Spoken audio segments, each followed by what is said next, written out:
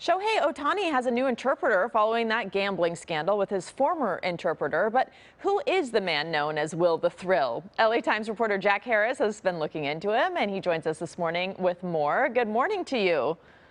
Hi, how are we doing? Great. So what role did Ohtani's former interpreter, Mizuhara, play in his daily routine at the field? And will this new interpreter play the same role? Yeah, it was a lot more than just interpreting. Ipe, before all the scandal broke, was one of Otani's closest friends. He was his training partner in a lot of ways. He tracked a lot of Otani's daily routine. He was really more like a manager in some ways, taking care of all these little things in his life.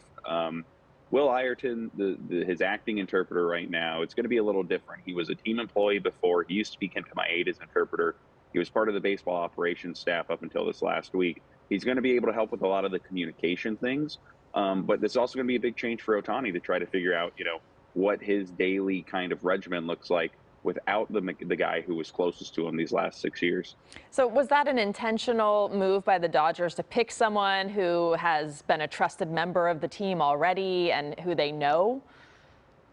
Yeah, that was part of it, right? The Will Ireton was somebody who, like you said, the team trusted immensely, not only from his days when he was Kent Maeda's interpreter, not only because of some of the work he was doing on the analytics side and the game prep side the last couple years for the team, but also because of just the energy he brings, the enthusiasm. There's been a lot of viral videos going back to his time when he was Kent's interpreter of him, dancing in the dugout, doing a deadlift in the clubhouse for the team, wearing a wrestling singlet. Like, this is a guy who has a lot of trust, has a really high approval rating among the club, and right now, is helping bridge this gap as somebody who they trust and who can actually serve the role as someone who was born in Japan and knows the language and the culture really well. It's funny because these new images we've seen on him, he's so professional and so almost kind of somber and serious. It's funny to picture him in a wrestling singlet and doing all of those things.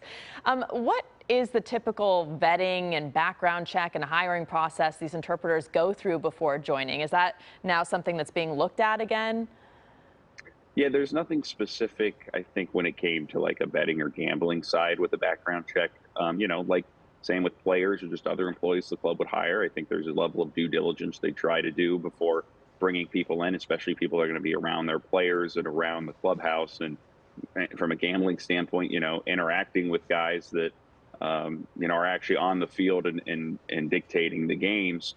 MLB does have a gambling policy for all of its players and employees that gets refreshed every spring. The Dodgers went through one of those refresher courses this spring. There's signs posted in the clubhouse reminding the players, this is the policy, this is what you're allowed to do, this is what you can't do. What might happen moving forward, I think, is one of the questions still. Obviously, I think there's going to be a lot more scrutiny, especially for a team like the Dodgers after a situation like this, to try to avoid anything that could be similar in the future. But yeah, like, this is one of those things that I think from both the team side and from Major League Baseball side, like, they probably wouldn't have thought about the idea of like, oh, one of these interpreters trying to manipulate that close relationship that they have with the players in any sort of way. And it's something that, yeah, I think both league officials and team officials are going to be thinking about moving forward when it comes to hiring not only interpreters, but lots of people that are around the team on a daily basis. Yeah, it's kind of a reality check for a lot of people. Jack, thank you so much for being here. We look forward to your continuing reporting. And you can read the full article on this by scanning the QR code on your screen. You can also find all the information on this segment by going to our website, kcalnews.com.